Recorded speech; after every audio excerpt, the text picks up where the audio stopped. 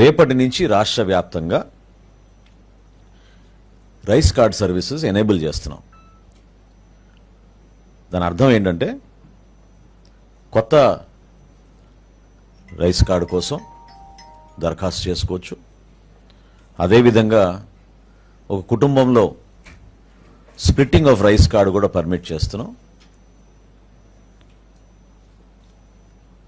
అదనంగా కుటుంబ సభ్యులు చేరినప్పుడు మెంబర్ ఎడిషన్ కుటుంబ సభ్యుల్ని యాడ్ చేసుకునే సౌకర్యం కూడా కల్పిస్తున్నాం.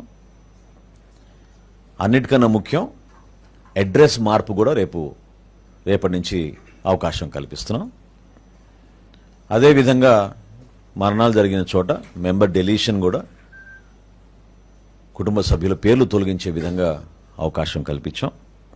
చివరిగా గతంలో మీ అందరికీ తెలుసు, ఈ సందర్భంగా గుర్తు చేస్తున్నాను, గౌరవ ప్రధానమంత్రి నరేంద్ర మోడీ గారి పిలుపు మేరకు దేశవ్యాప్తంగా చాలామంది పౌరులు ఎవరైతే అర్హత లేనివారు ప్రభుత్వం నుంచి సబ్సిడీ పొందుతున్నారో గ్యాస్ సిలిండర్ల పైన స్వచ్ఛందంగా వాళ్ళని ముందుకొచ్చి వాళ్ళ పేర్లు డీరిజిస్టర్ చేసుకోమని ఆయన కోరిక మేరకు దేశం మొత్తం కూడా ఒక అద్భుతమైన కార్యక్రమం జరిగింది. అదేవిధంగా మన రాష్ట్రంలో కూడా ఎవరైనా సరెండర్ చేయాలనుకుంటే కార్డ్స్, దీంట్లో రెండు ఉన్నాయి. ఒకటి ఇప్పుడే మా కమిషనర్ గారు కూడా నా దృష్టికి తీసుకొచ్చారు. అదేంటంటే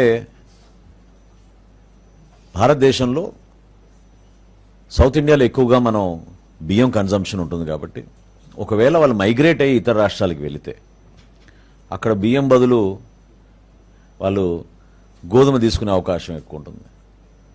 సో ఆ అవకాశం కల్పించడానికి కోసం కూడా ఎవరైనా సరెండర్ చేయాలనుకుంటే మైగ్రేషన్ జరిగితే, ఇంటర్ స్టేట్ మైగ్రేషన్ జరిగితే వాళ్ళకు కూడా ఈ వెసులుబాటు కల్పించే విధంగా సో ఈ 6 సర్వీసెస్, కొత్త రేషన్ కార్డులు, అదేవిధంగా splitting of the card, member addition, అడ్రస్లో మార్పులు, అదేవిధంగా ఎవరైనా మరణిస్తే వాళ్ళ పేర్లు తొలగించే విధంగా, చివరిగా ఎవరైనా సరెండర్ చేయదలుచుకుంటే తప్పకుండా వాళ్ళకు కూడా ఇదొక అవకాశం.